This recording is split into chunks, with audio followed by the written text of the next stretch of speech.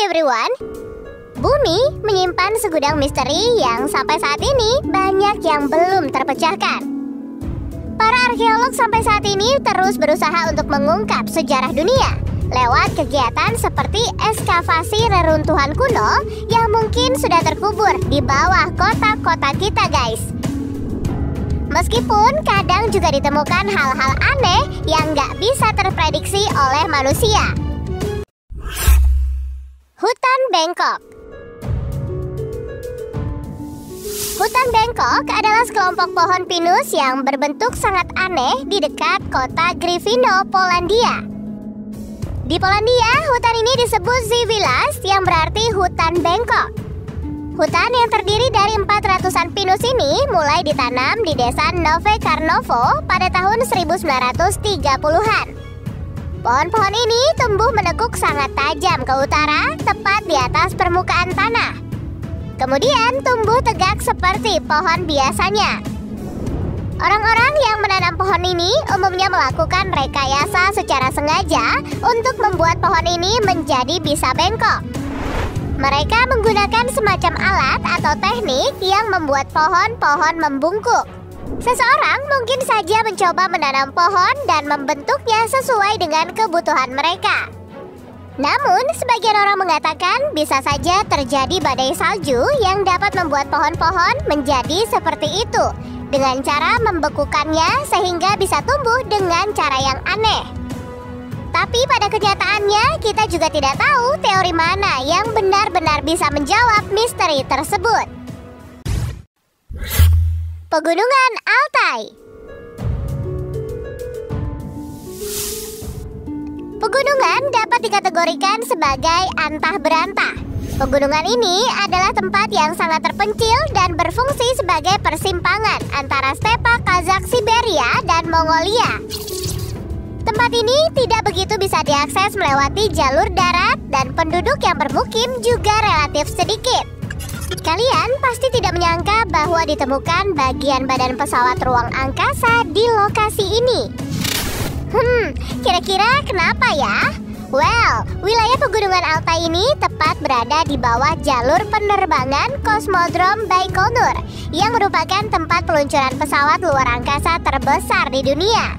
Nah, puing-puing roket seringkali jatuh ke bukit-bukit terpencil di sekitar Pegunungan Altai. Diperkirakan terdapat lebih dari 2.500 ton bagian roket telah jatuh ke daerah tersebut semenjak Rusia mulai menerbangkan roket luar angkasa sekitar tahun 1950-an. Uni Soviet sebenarnya ingin mereparasi beberapa puing-puing karena mereka tidak ingin rahasia angkasa mereka terungkap. Tetapi setelah jatuhnya Kekaisaran Uni Soviet, mereka sudah tidak peduli lagi dan mereka hanya meninggalkan puing-puing itu di lokasi sampai berkarat.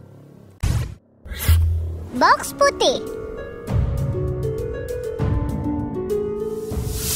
Pada tahun 1962, kotak putih aneh ini ditemukan di hutan New Brunswick, Kanada, dekat perbatasan utama. Kotak itu mempunyai lensa seperti kamera dan memiliki parasut yang melekat di badannya. Benda tersebut ditemukan oleh David McPherson dan ia berpikir kotak itu adalah semacam kamera mata-mata Amerika. The secrecy around it, and I guess looking back now that we know what it was, and with pihak militer Kanada segera mengambilnya tanpa memberikan penjelasan apapun. David merasa curiga dan aneh tentang benda tersebut. Pada tahun 2017, dokumen CIA yang dideklasifikasikan menunjukkan bahwa kotak putih tersebut benar adalah kamera mata-mata yang merupakan bagian dari proyek Genetrix. Proyek Genetrix sendiri merupakan program mata-mata Angkatan Udara Amerika selama Perang Dingin. Kamera ini diluncurkan dalam bentuk balon pengintai untuk memata-matai Cina, Eropa Timur, dan Uni Soviet sehingga Amerika bisa mengambil foto udara dan mengumpulkan intelijen. Balon tersebut dapat melayang pada ketinggian sekitar 50 sampai 100 ribu kaki. Salah satu balon tentunya pernah meledak dan jatuh sehingga ditemukan oleh David. Legenda di hutan lembah Vysoka. Terdapat penemuan sebuah batu di lembah Visoka, Bosnia yang menimbulkan banyak kontroversi. Karena itu bukanlah batu biasa. Batu tersebut berukuran raksasa dan berbentuk bulat seperti globe. Orang-orang berpikir batu tersebut bisa saja adalah buatan manusia. Sedangkan beberapa orang berpikir batu tersebut adalah bukti adanya peradaban asing yang hidup lebih dari 1000 tahun yang lalu. Ahli geologi masih belum tahu persis mengenai bagaimana pola itu bisa terbentuk. Batu aneh ini ada dalam berbagai macam ukuran. Tetapi pada umumnya semua terbentuk melalui proses yang sama, yaitu dari partikel mineral kecil yang saling menempel dan membentuk semacam semen di antara partikel yang lebih besar. Sampai sekarang belum bisa dipastikan secara konkret bagaimana hal tersebut bisa terbentuk. Monolit Utah. Dari 2016 hingga 2020, monolit aneh tiba-tiba berdiri di tengah ngarai yang terletak di Utah, Amerika Serikat. Monolit Utah adalah sebuah pilar logam yang ditempatkan seseorang di ngarai batu pasir yang memiliki tinggi sekitar 10 kaki dan terdiri dari lembaran logam yang telah dipaku menjadi prisma segitiga.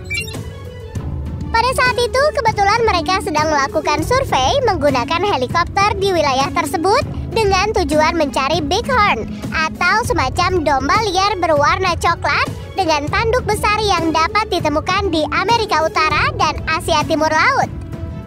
Setelah mereka mengunggah apa yang mereka temukan, orang-orang mulai mencari dan melihatnya sendiri menggunakan GPS. Siapa coba yang tidak ingin melihat penemuan monolit aneh setinggi 10 kaki di tengah gurun? Akibat liputan media yang luas, beberapa penduduk setempat memutuskan untuk menyelinap dan membawa monolit itu pulang. Mereka menyimpannya selama sekitar 1 bulan sebelum akhirnya mereka menyerahkannya kepada Biro Pengelolaan Lahan. Anehnya, kejadian itu malah menjadi sebuah tren yang mana setelah ditemukan monolit Utah, ditemukan juga 200 monolit serupa di penjuru dunia. Kuburan mobil. Di kota Saint-Leger, Belgia, terdapat hutan yang tidak hanya penuh dengan pohon, melainkan juga mobil. Tidak ada yang tahu pasti mengenai bagaimana mobil-mobil itu bisa sampai di sana. Legenda mengatakan bahwa kuburan mobil ini dimulai oleh tentara Amerika yang ditempatkan di daerah tersebut pada Perang Dunia Kedua. Mereka bermaksud membeli mobil di Belgia dan menyembunyikannya di dalam hutan. Rencananya mereka akan kembali lagi nantinya karena biaya pengiriman mobil ke daerah asal mereka terlalu mahal. Tetapi rencana itu tidak pernah terlaksana dan mobil-mobil itu tetap di sana hingga berkarat. Namun banyak mobil yang ternyata bukan keluaran era saat itu. Hal ini bertentangan dengan legenda tersebut. Tetapi mungkin saja ada orang-orang yang sengaja meninggalkannya karena berpikir tempat itu adalah tempat yang cocok untuk membuang mobil mereka.